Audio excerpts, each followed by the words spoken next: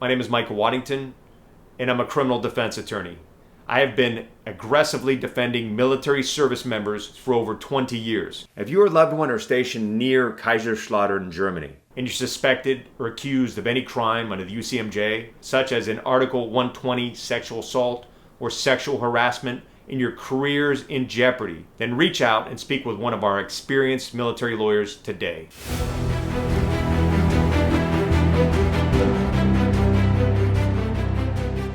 If you are accused of any serious offense under the UCMJ, such as a UCMJ Article 120 sexual assault, then you should be concerned. Right now, the military is waging a war on sexual assault. You can expect a zealous and determined prosecution team coming after you and trying to win their case. These elite military prosecution teams are well funded, well trained, and bound and determined to win convictions. They are on a mission to prove to Congress that the military does not tolerate any form of sexual assault, domestic violence, or sexual harassment. Military prosecutors will be relentless in seeking a conviction and serious jail time once they have you in their sights. To make matters worse, under new laws that went into effect in December of 2023, the new military justice system is victim-centered.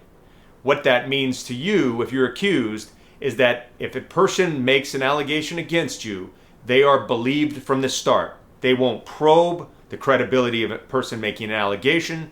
They won't look for any evidence that could disprove the allegation. They're taking anyone who claims to be a victim and they're taking their word for it. That also means that people who have made false or exaggerated allegations will not be punished, even if their allegation is proven to be false. If anything, they may be allowed to retire and get military benefits for military sexual trauma, even if the allegation is proven false in court. You can expect to encounter law enforcement trained to start by believing. Therefore, you're presumed to be guilty once the investigation has started, and the law enforcement and prosecutors will act accordingly.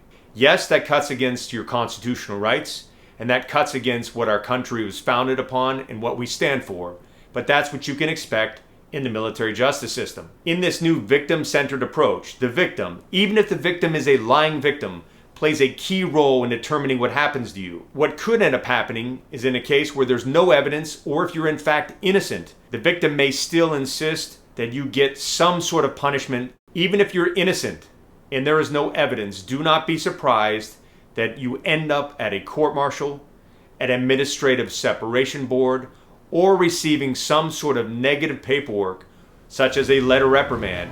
If you are under investigation for any crime under the UCMJ, then you need to stand up and take responsibility for your defense. Don't become another statistic. Don't play the victim. Don't sit back hoping that someone comes to the rescue or that things are going to work out. It's time to stand up, fight for your freedom, fight for your career, and fight for your reputation.